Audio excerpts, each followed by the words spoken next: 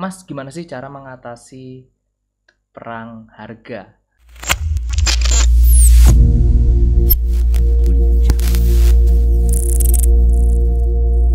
Hello good people, balik lagi sama aku Ganjar kayak Pepper Clouds.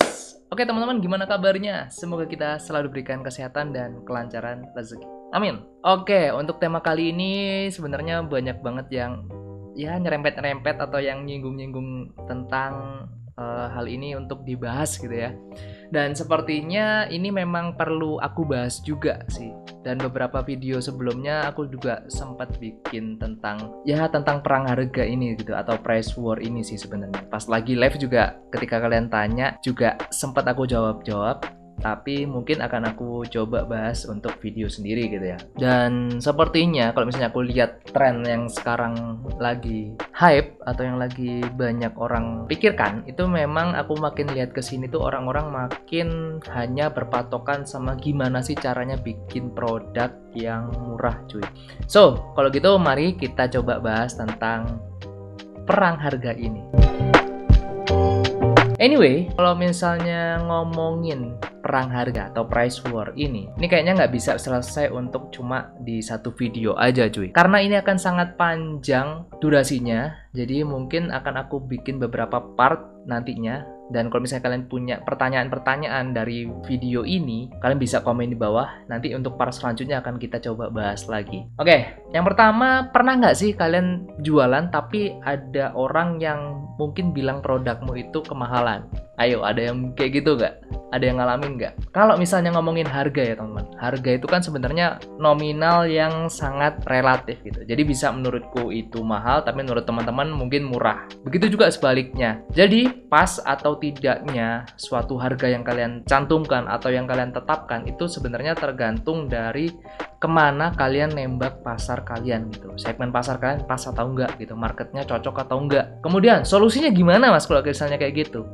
Ya sesuaikan gitu loh, sesuaikan harga kalian sama market yang pengen kalian tembak. Misal kalian pengen nembak harga jual yang tinggi, ya cari otomatis bisa dibilang market yang memang mereka itu orang-orang yang segmen high juga gitu. Contoh misalnya, kalau misalnya kita ngomongin clothingan ya, contoh Supreme. Ya kita tahulah untuk produk Supreme ini kan bisa dibilang high ya, high class gitu. Ya mungkin mereka jualan di mall gitu kan, bikin apa ya, bisa dibilang nyewa petak sendiri atau bisa dibilang nyewa ruangan sendiri untuk mereka display. Kemudian mereka juga mungkin buka pameran sendiri, dan pamerannya bukan yang masuk kayak di pasar besar atau event-event yang ecek-ecek gitu. Pasti mereka akan membuat event pun juga yang berkelas gitu.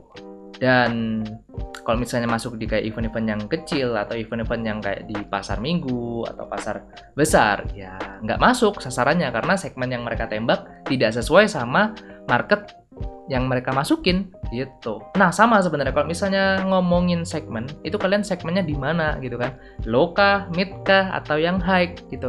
Itu kalian harus tahu gitu kan, mereka atau target market kalian itu kesukaannya apa, dan cara menarik market di sana itu seperti apa, itu kalian harus pahami juga. Karena beda segmen itu beda rules of the game-nya gitu, cara mainnya bakalan berbeda. Kemudian kalau misalnya ada orang bilang, mas aku kok di clothingan perang harga mulu ya.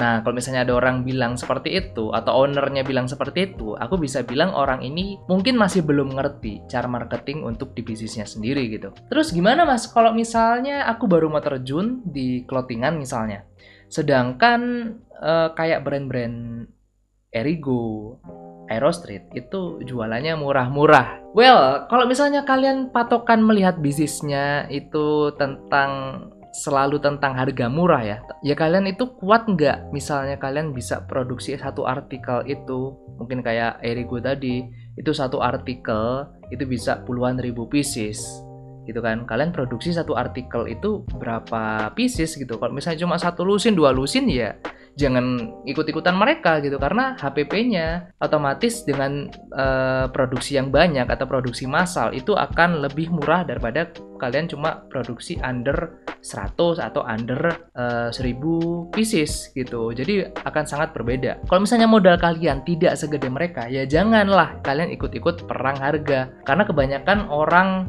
yang aku lihat sekarang itu mereka lebih melihat ke hasil gitu kan. Kalau misalnya kita ngomongin Erigo, Aerostreet itu kan mereka udah bertahun-tahun gitu, udah menjalani bisa dibilang jatuh bangun bisnis gitu loh. Jadi kemudian mereka bisa bikin pabrik sendiri, bikin tempat produksi sendiri. Otomatis mereka bisa memangkas HPP gitu dari produksi produk mereka gitu. Sedangkan kalau misalnya kalian yang baru terjun, saranku sih jangan terlalu fokus di produksinya gitu. Jadi jangan bisa dibilang harus nyari kain sendiri, harus nyablon sendiri, jahit sendiri. Itu bakalan effort yang berlebih dibandingkan hasilnya, itu akan sangat jomplang. Wasting time ya, daripada kalian ngurusin hulu sampai hilir sendiri, mending kalian kalau misalnya produksi ya silahkan ke vendor gitu. Kalau misalnya kalian nggak bisa desain, ya silahkan kalian beli desain di Illustrator atau di orang yang bisa desain gitu. Kalian fokus gimana caranya produk kalian nanti ketika sudah selesai itu bisa dijual gitu. Oke, tadi kita udah bahas tentang segmen ya. Segmen udah jelas. Kemudian sekarang kita coba bahas sedikit tentang value added atau nilai tambah dari produk kalian. Loh, harga murah itu bukannya termasuk value added, Mas ya?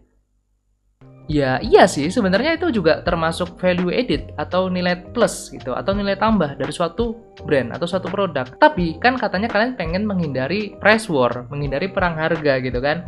Ya kalau misalnya kalian pengen murah-murahan lagi ya kalian akan nyemplung di situ-situ aja gitu. Dan value ini sebenarnya banyak banget yang bisa kalian explore gitu. Bisa dari kalian improve di materialnya, kamu bisa bikin promotionnya yang unik-unik atau yang penuh gimmick, itu juga bisa menarik konsumen. Kemudian kalian bisa kasih bonus-bonus, kemudian kalian juga bisa improve di service kalian gitu. Jadi banyak banget value yang bisa kalian cantumkan. Nah, kalau misalnya aku ya di Masahiro, kenapa aku berani untuk jual harga yang relatif mahal? Yang pertama adalah aku akan fokus di materialnya. Material yang kita pakai, kualitasnya itu bakalan kita bedakan sama brand-brand mungkin yang main di perang harga. At least kalau misalnya di perang harga itu mereka main ya sekedar mungkin kaos pakai katun combat 30 gitu kan. Ya kita improve pakai bambu, pakai enzim, pakai modal gitu. Kemudian kalau misalnya masalah sablon mungkin di brand yang perang harga itu pakai ya rubber atau plastisol biasa, kita improve gitu pakai discharge. Kita kombinasikan kadang di beberapa artikel Masahiro itu kita pakai lebih dari satu jenis untuk sablonnya gitu. Ada kita kombinasiin discharge plus charge, ada plastisol dove-nya juga. Jadi kita improve di situ. Otomatis ya HPP akan lebih mahal, tapi kita bisa jualan harga lebih mahal juga gitu. Jadi bisa dibilang kita value added-nya adalah di materialnya yang kita pakai gitu. Karena tidak semua brand berani untuk mengeluarkan cuan lebih untuk mendapatkan margin lebih gitu. Karena mereka mungkin berpikir di kuantitinya, semakin banyak jualan ya udah akan semakin banyak margin yang didapat gitu. Tapi kan itu kumulatif ya, nggak bisa yang misalnya satu pieces itu langsung banyak marginnya ya nggak, karena material yang mereka pakai ya standar gitu. Itu kalau misalnya kita ngomongin tentang value di materialnya. Itu juga mungkin kalau misalnya kalian lihat atau kalian cek beberapa brand, mungkin mereka pintar di marketing kayak promotionnya atau bisa bikin gimmick-gimmick yang menarik orang buat buat beli produk mereka. Itu juga ada gitu. Jadi value itu sebenarnya nggak sekedar cuma jualan harga murah aja gitu. Apalagi kalau misalnya teman-teman pengen nggak main di ranah yang price war ya, otomatis jangan berpikir untuk cuma gimana caranya bikin produk yang murah gitu. Kalau misalnya clothingan itu sebenarnya kan paling enak gitu explore-nya gitu, macam-macam. Kalian dari desainnya juga bisa, kemudian materialnya kayak aku tadi bilang itu juga bisa menjadi nilai plus atau nilai tambah buat produk yang pengen kalian jual. Oke, jadi itu dulu yang pengen aku bahas tentang price war itu. Cara menghindarinya itu sebenarnya masih banyak sih kalau menurutku ya. Kalau misalnya pengen explore lagi, atau mungkin kalian punya pertanyaan deh. Atau mungkin kalian punya pertanyaan tentang perang harga sendiri seperti apa, atau kalian punya solusi, ya kalian bisa komen di bawah. Nanti kita akan bahas di part selanjutnya biar lebih enak lagi, karena ini udah hampir 20 menit, jadi nggak tahu nih diedit berapa menit jadinya. Sekali lagi kalau misalnya masih ada yang belum jelas atau mungkin masih belum clear, kalian bisa komen di bawah, nanti akan aku jawab di next part gitu ya. Karena untuk pembahasan perang harga ini akan sangat panjang sekali dan case-nya itu akan bermacam-macam gitu. So, mungkin sekian dulu untuk video kali ini. Semoga ada manfaatnya. Dan thank you guys for watching. Jangan lupa untuk like, share, comment, and subscribe. Stay safe, stay strong. Never give up, ever claw out. Bye-bye teman-teman. Thank you guys for watching. See you next video. Bye-bye.